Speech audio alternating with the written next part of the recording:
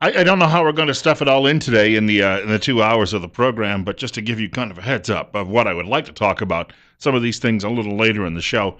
Just before I got into the studio, I was watching a video. Another video has been released, and it's really an indictment of Planned Parenthood. This time, it's a doctor working for Planned Parenthood, and she's negotiating the price of the internal organs of the dead babies that Planned Parenthood has aborted. And of course, Planned Parenthood has hired a large outside firm, a public relations firm, to try to cast blame on the people who've made the videos. But again, these are people who work for Planned Parenthood making the actual statements. It does not look good. 68-807, Bill Colley with you this morning on Top Story on News Radio 1310 KLIX and newsradio1310.com. Also, in just about 25 minutes, we'll be joined by Steve Millington. He is the chairman of the Twin Falls County Republican Party. Generally joins us on Tuesdays when he doesn't have jury duty, as he did a couple of weeks ago. Good discussion on that last week, though. It's one of those things that really everyone should have an opportunity to do at least once in their lives. I wanted to open up, though, today, talking a little bit about, I know there was a meeting last night. I don't have any details on it. A number of people did call me during the day yesterday and tell me they plan to attend the meeting of the Board of Trustees at the College of Southern Idaho because they wanted an opportunity to speak out about the refugee resettlement program. And this has been festering now since, April? March or April, it's been festering in this community. Here we are in late July now. And the arrival date for these refugees apparently is going to be sometime in October. And a lot of people simply aren't comfortable with how this program works. They're looking for answers. They're being stonewalled. One of the callers said to me yesterday off air, "Are you going to be there?" And I have to point out, we had a responsibility here at the 4 Town Square radio stations in town, a very big one last night. We were working alongside in conjunction with many fine sponsors and of course, the locally owned McDonald's restaurants in raising money, the Cash for Kids back to school program, and we did have some great success with that last night. We'd like to thank everybody who came by.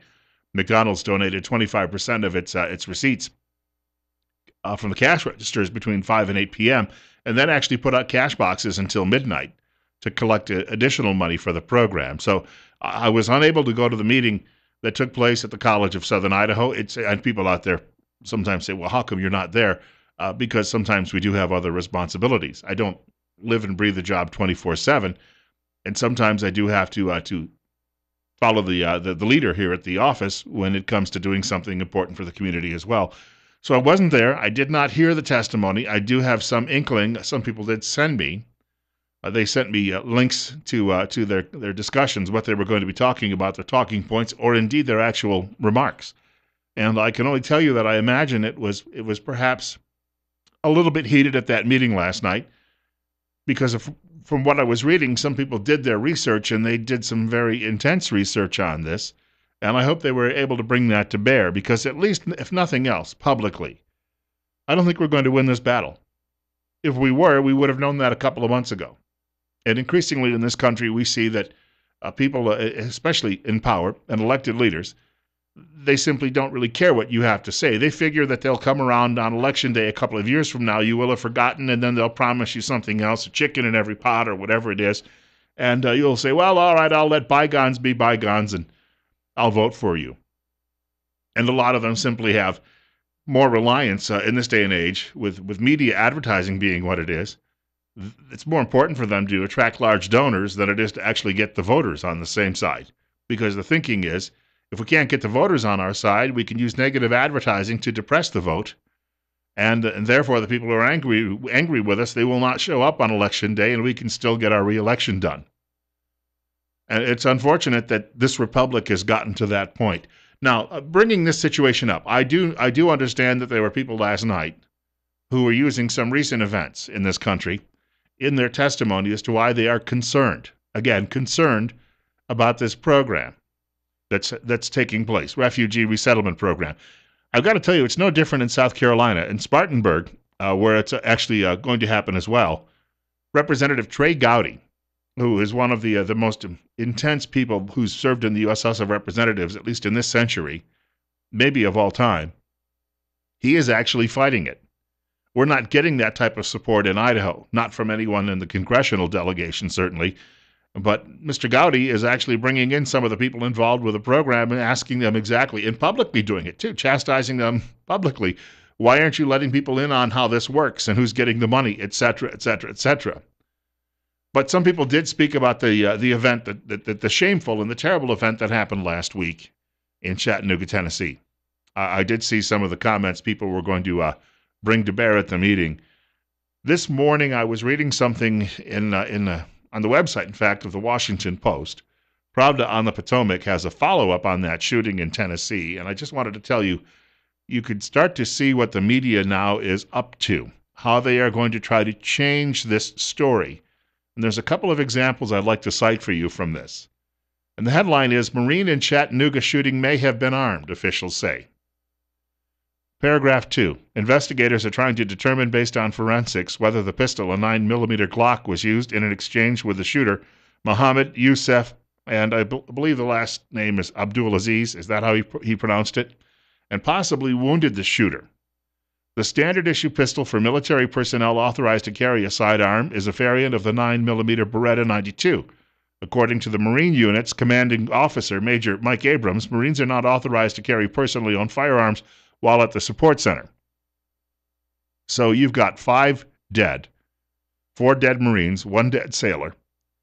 And now the media's attention is going to be, well, there was a Marine illegally carrying a sidearm and he shouldn't have been doing it.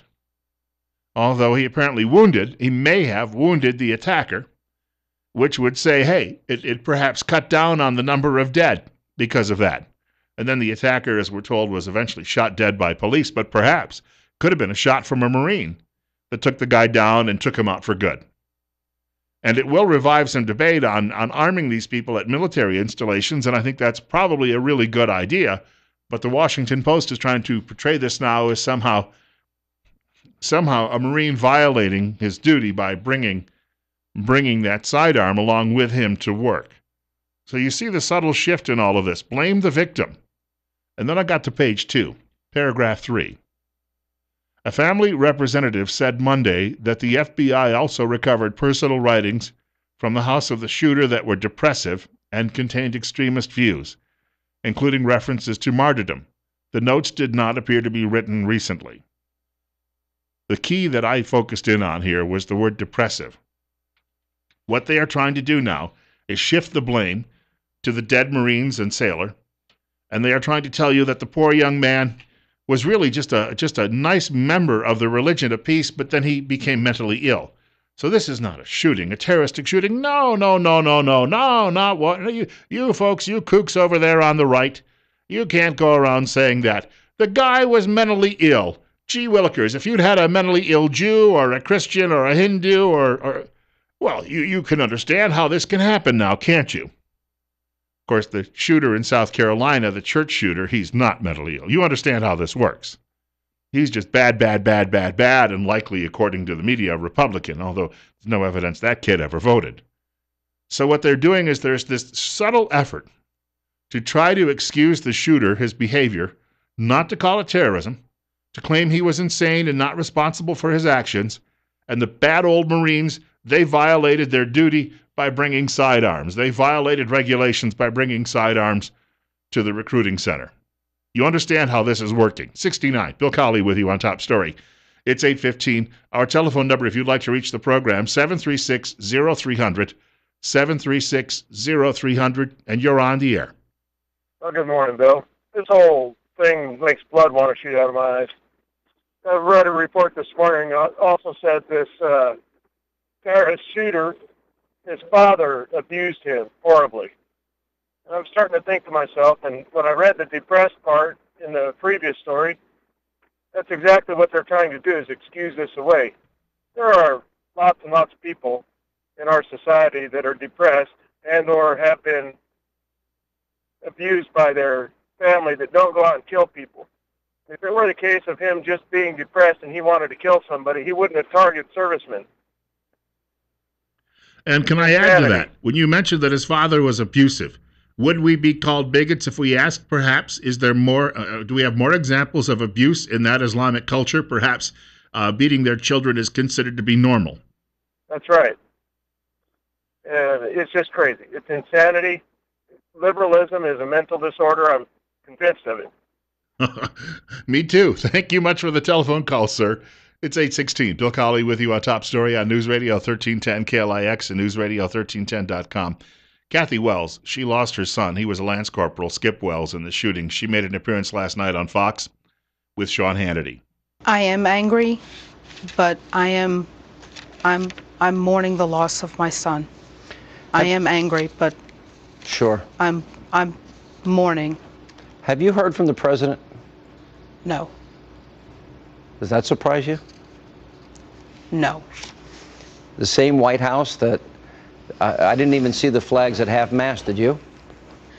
I know that some states are doing it. I'm talking about Washington. But no. I've really just been focused on my son. My son was taken from me, and he couldn't defend himself.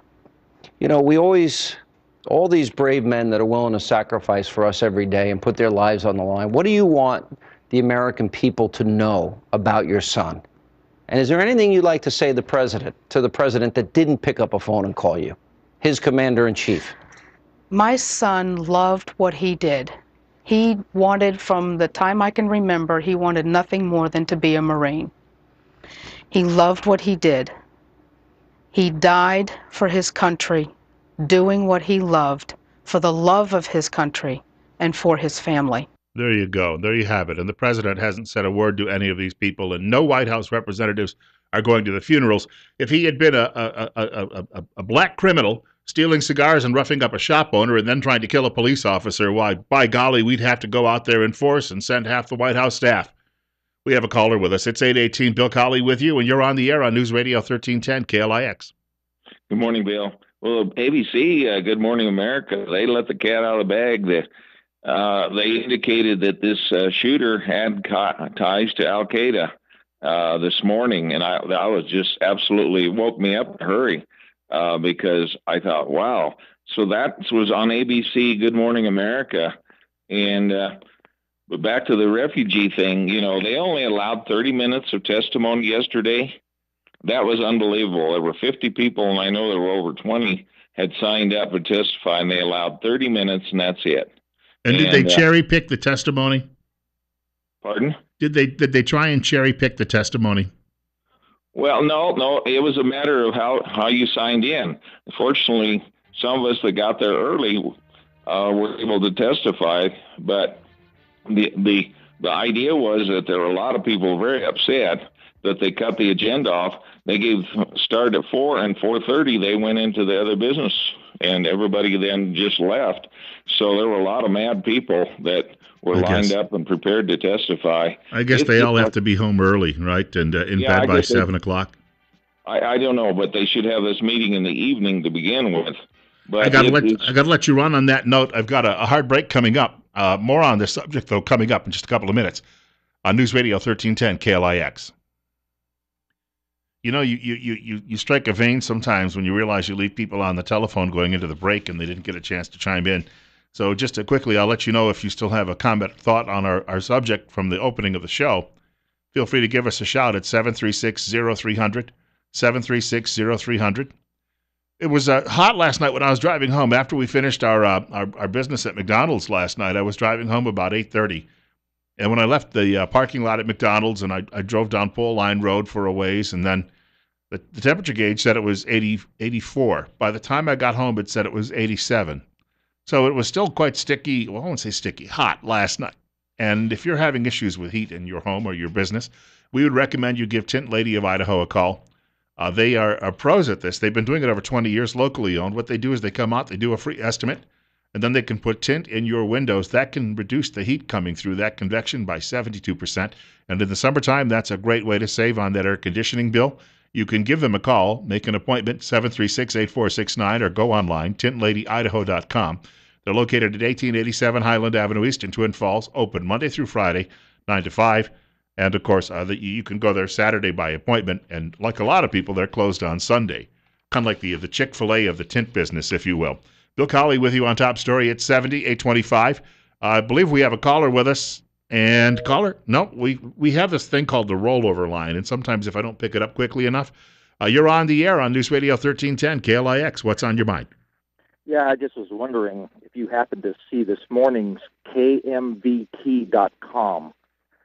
They had a story that the College of Southern Idaho trustees now want, after yesterday's meeting, 2 days in advance on who's going to speak and what they're going to speak on. Wow, that's very democratic of them, isn't it? Isn't that amazing? They're going to vet us. They're going to vet us more than they're going to vet the people they're bringing in. Yeah, we have become the enemy in our own land. Yeah, it's in the paper this morning. I was shocked. They want 2 days' notice before you can speak. I thank you much for the telephone call. Isn't that just disgusting? And I bet these fellows are Republicans. But you know what? They're getting a lot of chatter from the socialists on campus who are telling them, "Oh, we've got to destroy America so we can rebuild it." And you wouldn't want to be considered a racist bigot, would you? Because you don't want people making you apologize all the time in the media for what you might actually do or say. So I think there's some fear that's going on with a lot of these people who are involved, and they would rather kowtow to the hammer and sickle crowd on campus than they would. Plus, again, money coming in. Funny thing, all of these college Marxists, they all walk around and they preach that game, but when it comes to actually sucking up money, colleges are really good at that part of it, and they claim to hate money until they can squeeze the students for a little bit more. I had a friend, he taught at a Roman Catholic college many, many years ago, and he said that they were trying to hire a person to teach advertising, and there was a Marxist in his department, and she said, "No, I don't believe there should be any advertising." Of course, how are you going to sell your goods and services, right? Well, she would just allocate them all. And he said this woman lived in a $500,000 home, so she was really living down and dirty with the poor in this country in order to better understand them, as you can see. But this notion that you have to get a permission slip from your mommy to actually go and give a comment to these people at this college, that's ridiculous. I'd call it manure. I might call it something worse than manure, but this is radio, and for decorum, I'll just call it horse scat. How's that? SCAT. We'll leave it at that. And you know what? Somebody has to call these people to account. Somebody has to do it.